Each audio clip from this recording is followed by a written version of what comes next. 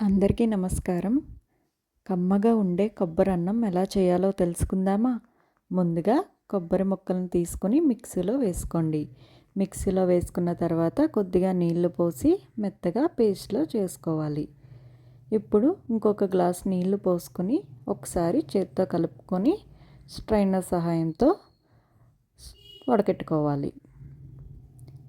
మీకు కావాలనుకుంటే ఏమైనా పల్చని క్లాత్ ఉంటే దాంట్లో వేసుకొని పిండిన కొబ్బరి పాలు అనేవి సపరేట్ అయిపోతాయి. ఇలా స్ట్రైనర్లో వేసుకొని చేత్తో ప్రెస్ చేసుకుంటూ కొబ్బరి పాలని సపరేట్ చేసుకుందాం.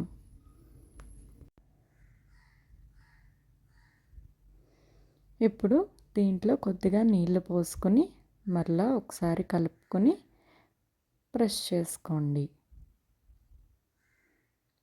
మొత్తం ప్రెస్ చేసేసుకున్న తర్వాత కొబ్బరి పిప్పు మీకు కావాలనుకుంటే ఎండలో ఎండబెట్టుకుంటే డిస్కేటెడ్ కోకోనట్ అయిపోతుంది. కావాలనుకున్న వాళ్ళు అలా చేసుకోండి. చూడండి, కొబ్బరి పాలు రెడీ అయిపోయినాయి. ఇప్పుడు 2 గ్లాసుల బాస్మతి రైస్ తీసుకొని 3 సార్లు కడుక్కొని అరగంట సేపు నీళ్లు పోసి నానబెట్టుకోండి.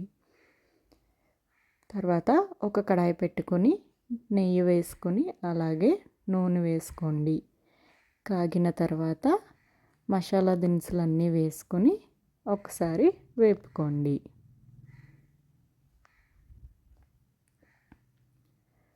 వేపుకున్న తర్వాత దాంట్లో కట్ చేసి పెట్టుకున్న ఆనియన్స్ అలాగే పచ్చిమిరపకాయలు మరియు కొద్దిగా కరివేపాకు వేసుకొని ఉల్లిపాయ మగ్గేంత వరకు వేపుకోవాలి.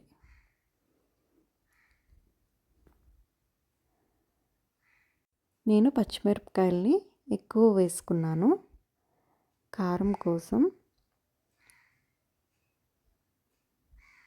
ఉల్లిపాయ వేగిన తర్వాత కట్ చేసి పెట్టుకున్న క్యారెట్ ముక్కలు అలాగే పొటాటో ముక్కలను వేసుకొని ఒక్కసారి వేపుకోండి.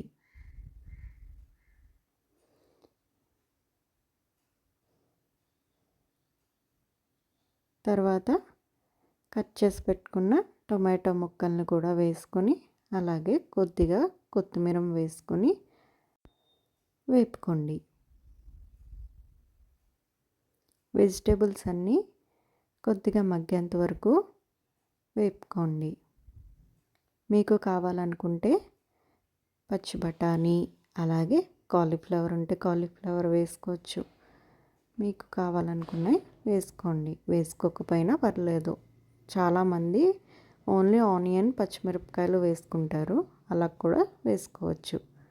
వెజిటేబుల్స్ కొద్దిగా మగ్గిన తర్వాత దాంట్లో 2 టేబుల్ స్పూన్ల అల్లం వెల్లుల్లి పేస్ట్ అలాగే 1 టేబుల్ స్పూన్ గరం మసాలా వేసుకొని వేపుకోండి. తర్వాత దీంట్లో కొద్దిగా పసుపు అలాగే కొద్దిగా కారం, మీ రుచికి సరిపడగా ఉప్పు వేసుకోండి. నేను కారం తక్కువ వేసుకున్నాను ఎందుకంటే పచ్చిమిరపకాయలు ఎక్కువ వేసుకున్నాను కాబట్టి.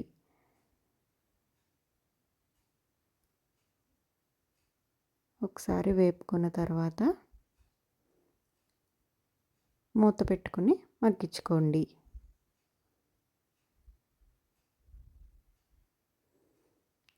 చూడండి, వెజిటేబుల్స్ అన్నీ ఆల్మోస్ట్ మగ్గిపోయినాయి.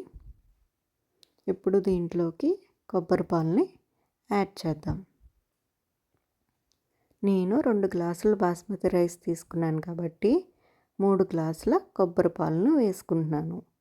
వంతుకి వంతున్నర.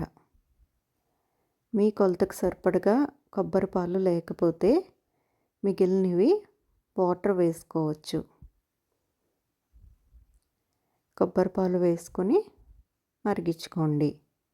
ఇప్పుడు ఉప్పు కారం అవి సరిపోయినాయో లేవో చూసుకోండి.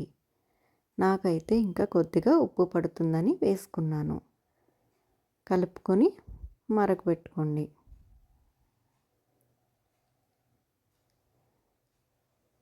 చూడండి, మరుగుతుంది కదా. ఇప్పుడు నానబెట్టుకున్న బాస్మతి రైస్ను వేసుకొని లో ఫ్లేమ్లో పెట్టుకొని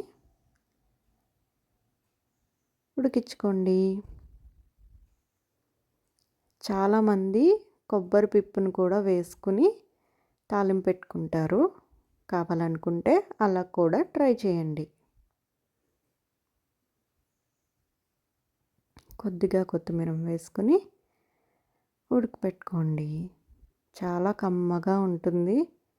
పిల్లలు కూడా చాలా ఇష్టంగా తింటారు. అలాగే కొబ్బరి కూడా హెల్తీయే కదా. ఒకసారి ట్రై చేసి చూడండి. ఎలా ఉందో కామెంట్ చేయడం మర్చిపోకండి.